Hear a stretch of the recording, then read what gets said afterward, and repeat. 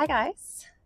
I have been living alone as a single mom for the last 15 years. And just over a year ago, I started a new adventure. I am living alone as an empty nester, full-time RVing across the countryside. I have gotten a lot of questions lately about how to live a proper life as a single human, full-time, on the road.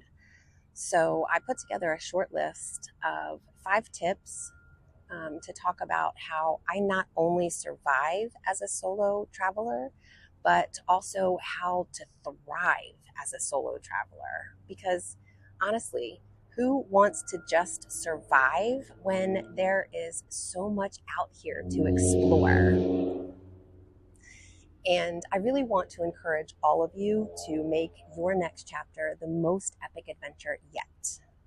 But before I get into my tips and before you click away, because I promise I will make this super quick, for those of you who are new here, my name is Tony and I am an interior designer, an artist, an empty nester, and a solo RV full-time traveler.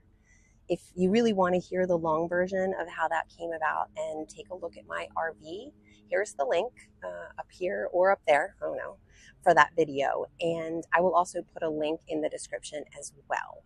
But for today's purpose, and to make a super long story short, when my daughter went to college last year, I decided to take a huge leap and I quit my full-time job.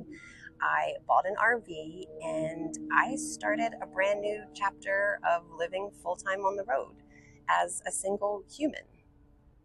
Well, a single human, but I do have my Chihuahua Gizmo with me, so not totally alone.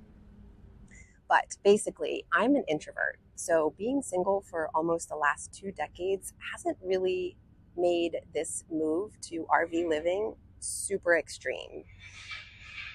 But at the same time, I really don't want to live this journey from inside an RV park. So what did I do? I started a YouTube channel thinking that it would help me come out of my shell, because making videos is way out of my comfort zone. And it really has. I mean, people have actually said that they noticed me coming out of my shell, which is weird because I don't really feel different.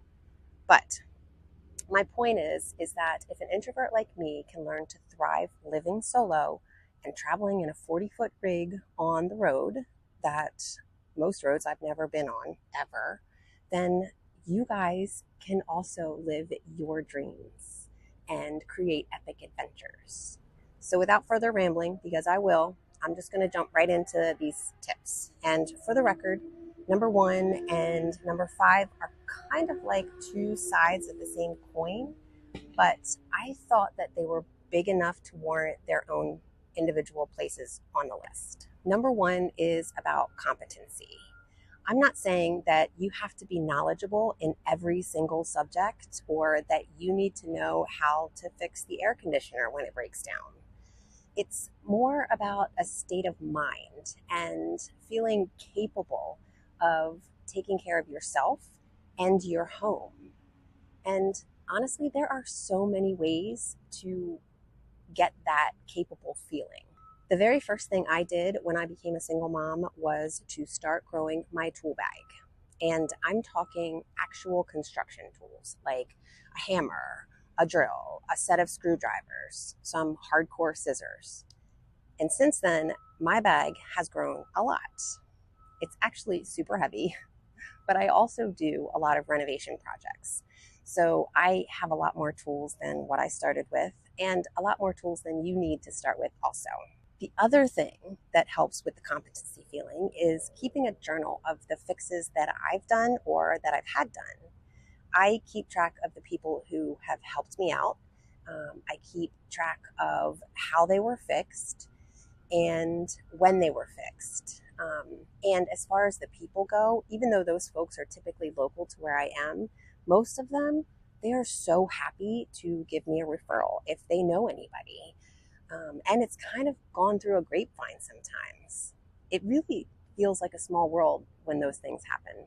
Anyway, I'm one of those gals who will absolutely try to do anything on my own first.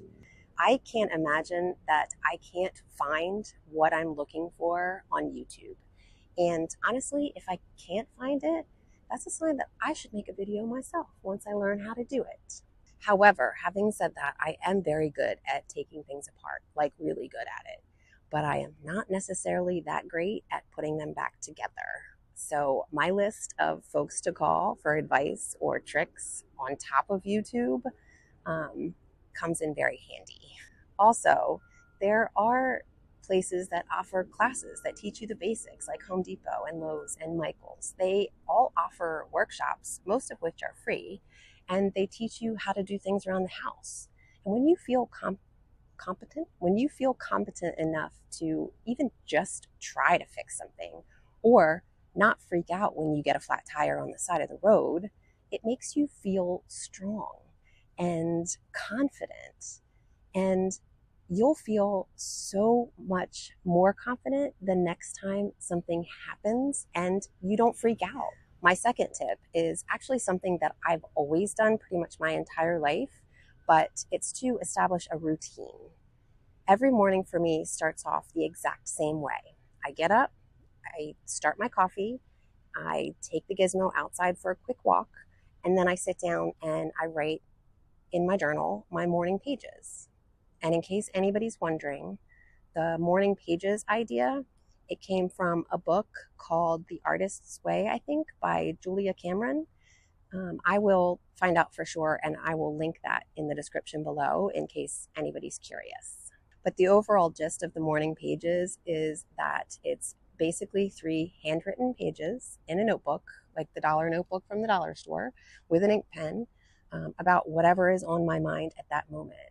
And it really does help me focus. It helps me feel more creative, and I really just feel better when I start the day with my morning pages. I also have routines for specific days when I clean the RV, my self-care routines, and I also leave 2 days out of the week, typically Mondays and Wednesdays, for shopping or exploring the cities around me. Just basically getting out and about, walking on the beach for an hour or sitting on the beach for half a day, whatever I feel like I'm in the mood for.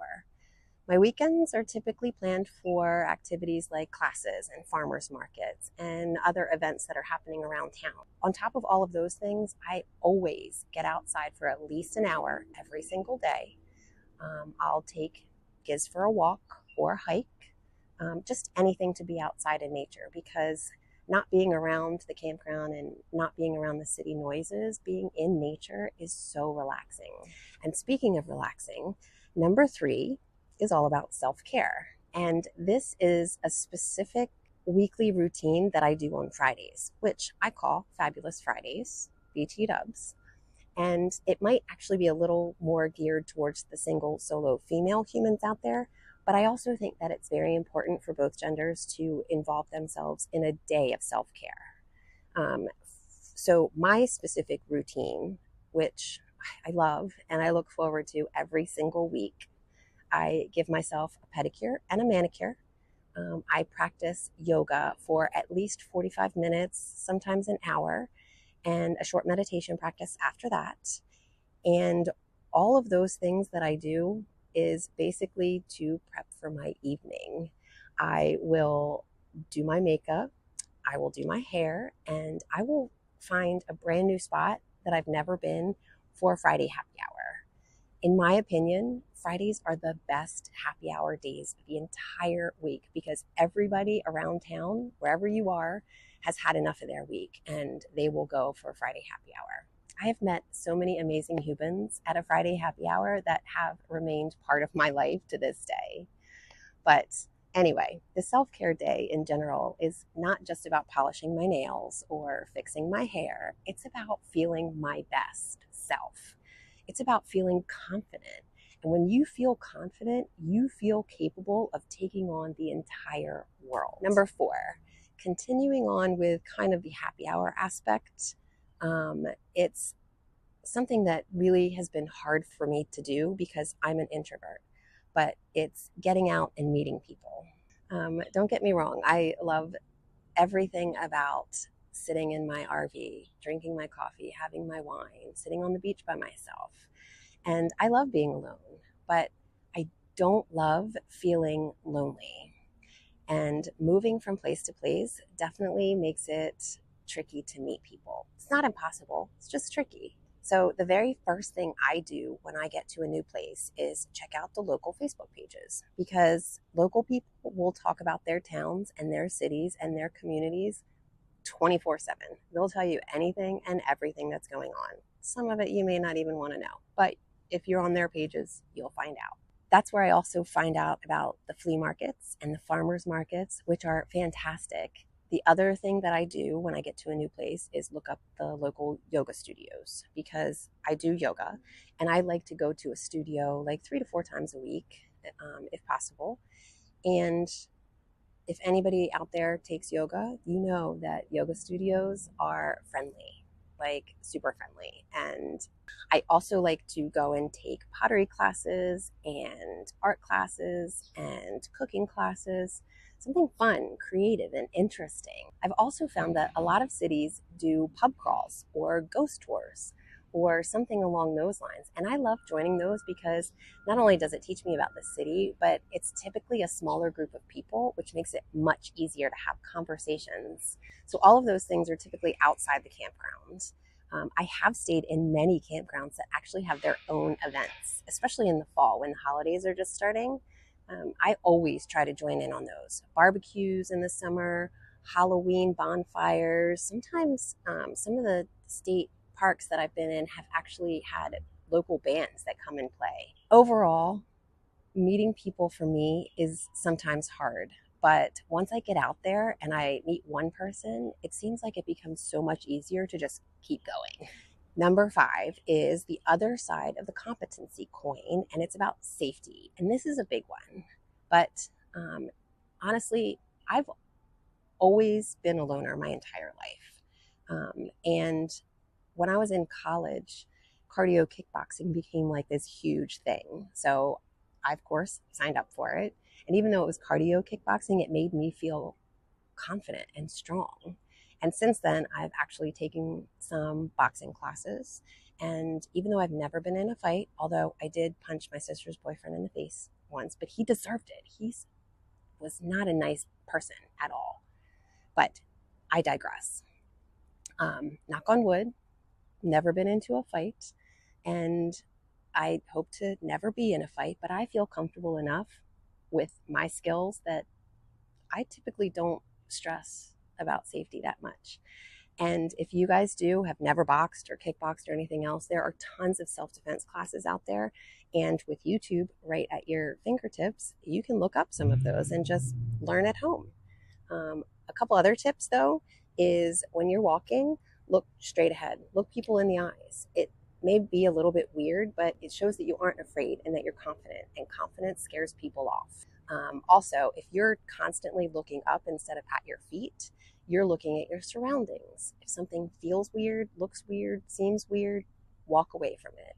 If you are aware of your surroundings and everything that's going on around you, you have the upper hand. Another tip is using Life 360. This is an app, and it's in no way sponsoring this video, but when my daughter started driving, I downloaded Life 360 because it shows me where she is and how fast she's going. You can create circles for your family, your friends, your kids, and you can know where everybody is all the time. I check in with my siblings pretty regularly, almost every day actually, and they have a tendency to stalk me sometimes because they don't always know where I'm going or what I'm doing. And my daughter calls me 5, 6, 7, 8 times a day, which I love and I'm so grateful for. But my point is that somebody always knows where I am. And if I'm going somewhere weird, I will let them know ahead of time typically, or they'll text me and ask me where I'm going and what I'm doing. Safety is about being aware and being prepared. If changing out your RV locks and putting up cameras helps with that feeling, then do it by all means. I'm not saying that I haven't done that because I did.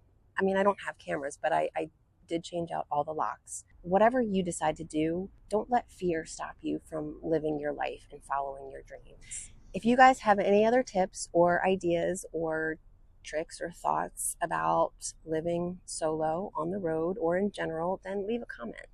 I'd love to hear about your thoughts, your ideas, and chat with you. And also, please consider subscribing and liking, because I am really working hard to grow this community and create content that is engaging and fun and interesting and educational. I want all of you single humans out there living your next chapter, whether as an empty nester or soon to be empty nester or retired professional, semi-retired professional. I want all of you to feel confident in yourself, to live your dreams, to follow your dreams, to live an epic next chapter, one that will go down in history. And if you're joining me for the ride, I thank you. I am so grateful for you, and I cannot wait to see you next time.